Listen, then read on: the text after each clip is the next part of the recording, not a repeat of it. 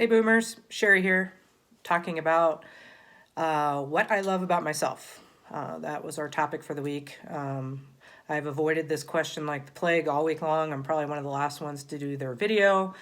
Um, so this one's going to be a tough one for me. The question definitely makes me feel uncomfortable. I've just always been that kind of person that, I want to take care of everybody else and not myself. So this one's kind of a hard one. And so when I was trying to come up with 5 things I love about myself, I struggled. I actually really struggled, and you're going to laugh, but I Googled things you love about yourself. And then as I started to look at other people's answers, I started to come up with my own list. So I took notes for this. One of the things I love about myself is my kindness and compassion for others. I feel like that's like my strongest thing. I'm always there for people. I just want to help people. I think that's one of the reasons I'm a teacher and a coach. I just always want to help. My second thing is my passion. I love about my passion for always wanting to learn more. Even being 23 years into teaching, I still take a bunch of classes. I always want to learn more, reading books all the time. So that's another thing. My third thing is my positive attitude.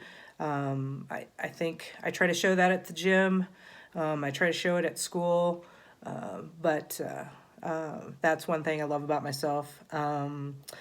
Fourth thing is I'm generous, and I wrote down even if it's to a fault. Sometimes I will give too much, and people will use me for that. That had that happen in my past. I've had some toxic friendships, and it's like I said, I love myself that I'm giving and caring and generous to people, but sometimes I need to remember to take care of myself.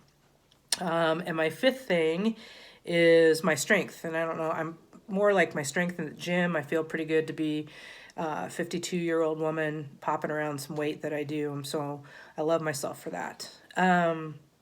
Anyway, this has been a hard topic. It's hard to come up with things. I know I'm a lot like my mom, and it's sad that it's her anniversary of when she passed away is tomorrow, so I'll try not to get emotional. But my mother was a nurse, so we both kind of went into that field where we like to give to others. And so she always put me, my brother, and my father first, and I tend to do the same thing with people. And so sometimes I forget to love myself. And sometimes it's hard to find reasons to love yourself. I think if you asked any of my friends what they would say that I'm way too hard on myself and that I should love myself more. It's just not my nature. I haven't done it for like 52 years. It's a struggle. I'm definitely my own worst enemy.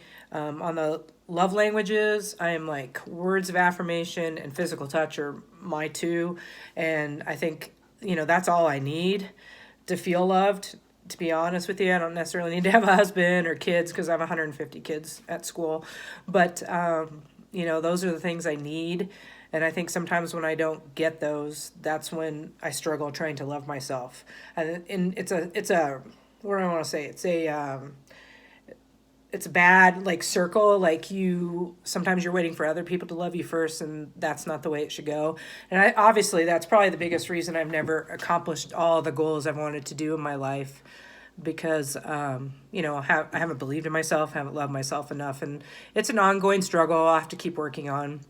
There's no magic trick to that either. Just like I said last week, there's no magic trick to getting better. You just have to work hard, get up each day and put one foot forward. I'm hoping someday I realize like I'm good enough and that I should love myself more and be happy with that. So that's kind of my goal. I think I answered everything. So sorry to get emotional on you guys. But yeah, that's it. Shari motherfucking Lewis out. Peace.